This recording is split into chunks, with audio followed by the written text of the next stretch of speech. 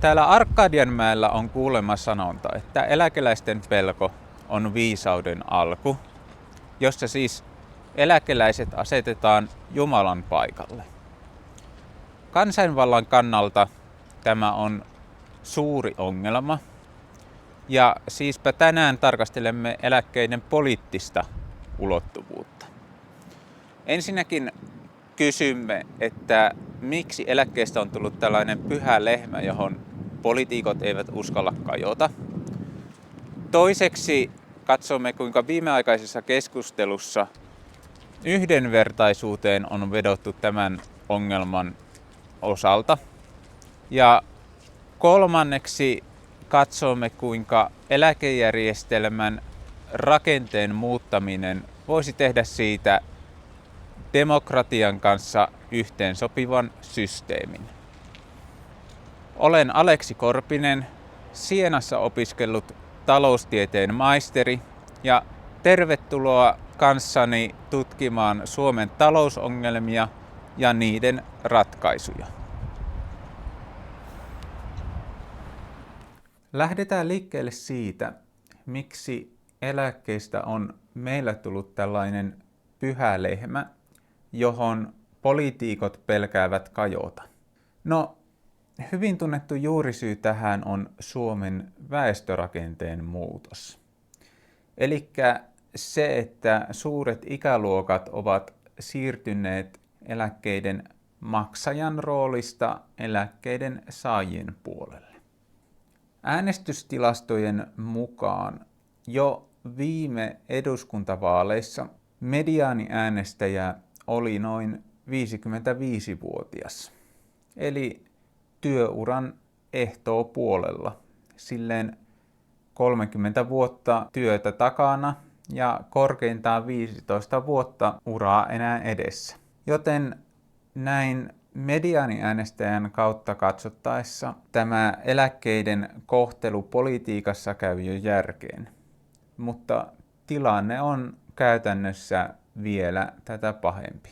Nimittäin eläkeläisillä on nuoria enemmän äänestysten ulkopuolista vaikutusvaltaa. Ensinnäkin vanhoilla ihmisillä on paljon kertynyttä varallisuutta, joilla tukea puolueita ja ehdokkaita. Lisäksi yrityksissäkin päätösvalta keskittyy usein vanhemmille työntekijöille, jotka ovat jo edenneet uralla korkeammille portaille. Mutta tätä isompi vaikutus on ehkä eläkkeiden edustajien poliittisella kokemuksella. Nimittäin tällaiset väyrysten kaltaiset fossiilit omaavat aika paljon suhteita ja sellaista kokemuksen kautta kartoitettua pelisilmää, jota nuorempien sukupolvien edustajilla harvoin on. Nämä ovat aika aloittelijoita tällaisten väyrysten rinnalla.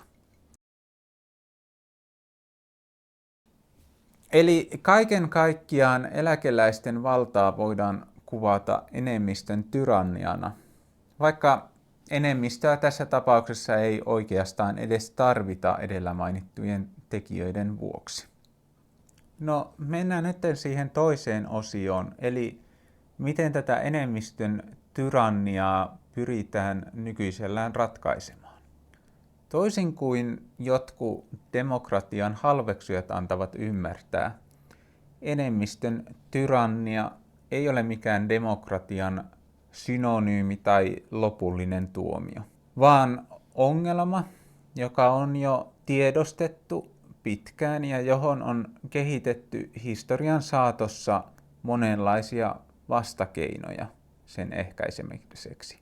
Jo Ranskan vallankumouksessa huomattiin, että tällainen rajaton enemmistön valta voi johtaa jopa vihatun vähemmistön teurastukseen giljotiinille, mikä oli sen luokan riman alitus, että sen opetukset otettiin nykyisiä demokratioita rakentaessa vakavasti.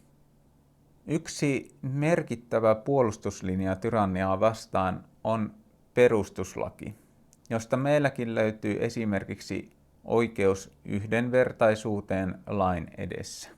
Yhdenvertaisuuteen vetoaa myös Sixten Korkman viimeaikaisissa Helsingin Sanomien pääkirjoituksessa, jossa hän nostaa esiin sukupolvien välisen epäreiluuden, kun eläkemaksujen suuruus on paisunut yli ajan aika paljon. Korkman ei kuitenkaan vetoa perustuslakiin tässä, vaan ainoastaan eläkkeen saajien hyvän tahtoisuuteen, sillä eläkejärjestelmä on luonnostaan silleen epäsymmetrinen, että eläkkeen saajat ja eläkkeen maksajat ovat luonnostaan eri asemassa tämän järjestelmän kanssa. Ja täten ei ole sellaista tiukkaa oikeudessa pätevää kriteeriä yhdenvertaisuudelle tämän asian suhteen. No, eläkkeensaajien hyvän tahtoisuuteen vetoaminen ei tietenkään ole perustuslain vertainen turva tyranniaa vastaan.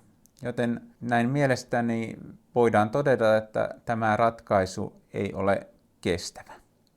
No nyt päästäänkin sitten tähän kolmanteen osioon, eli siihen, miten eläkejärjestelmä voitaisiin tehdä kestävällä tavalla demokratian kannalta yhteensopivaksi systeemiksi, silleen, että sen pilareita muutetaan. Nykyisen mallinen työhön perustuva ja osittain rahastoiva järjestelmä on vain yksi mahdollinen malli, miten eläkkeet voidaan yhteiskunnassa järjestää. No, parhaiten tunnettu vaihtoehto tälle on täysin rahastoiva systeemi, joka on rakenteeltaan täysin vaaraton demokratian kannalta. Siinä nimittäin eläkkeen maksaja ja saaja ovat täysin sama henkilö, ilman jollekin muulle ihmisryhmälle asetettua veroa. Rahastorahat tässä voidaan myös täysin turvallisesti suojata omaisuuden suojalla, ilman että minkään sukupolven poliittista päätösmahdollisuutta omien asioiden, kuten verotaakan suhteen, rajattaisiin. Rahastorahat voidaan nimittäin täysin rinnastaa yksityisiin säästöihin, toisin kuin tämän nykyisen järjestelmän annit, jotka tulee osittain veroista. No, tällainen rahastointi ei kuitenkaan ole ainut tapa, jolla eläkejärjestelmän osa voi olla demokratialle turvallinen rakenteeltaan. No, esimerkiksi kansaneläke on veroluontoinen, mutta tästä huolimatta se ei aiheuta enemmistön tyrannian uhkaa, sillä sen saajia on vain noin kolmannes eläkeläisistä. No, tämän lisäksi edellisessä videossa mainittu vanhempaineläke on demokratiaan soveltuva idea. Osittain samasta syystä, nimittäin kaikki eläkeläiset eivät ole vanhempia. Ja mitä vähemmän nuoria on, sitä vähempi on myös vanhempaineläkkeen saajia.